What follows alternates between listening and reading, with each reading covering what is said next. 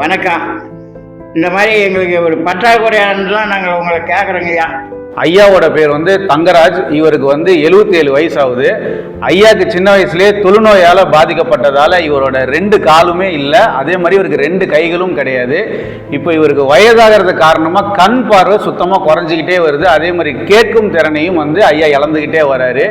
இவருக்குன்னு மனைவியோ குழந்தைங்களோ யாருமே கிடையாது, எல்லாமே தவறிட்டாங்க. ஐயா நம்ம கிட்ட கேட்கறது ஒரே ஒரு விஷயம்தான், 3 வேளை ஐயா சாப்பிட்றதுக்கு ஏதாச்சும் வழி பண்ணுங்க அப்படிங்கிறது மட்டும்தான் நம்ம கிட்ட கேட்குறாரு. இவருக்கு சாப்பாட்டுக்கு உண்டான மளிகை பொருள் மட்டும்தான் ஐயா நம்ம கிட்ட கேட்குறாரு. குளிர் காலத்துக்கு போர்வையும் சொட்டரும் கேட்குறாரு. இந்த 2 விஷயம்தான் ஐயா நம்ம கிட்ட கேட்குறாரு.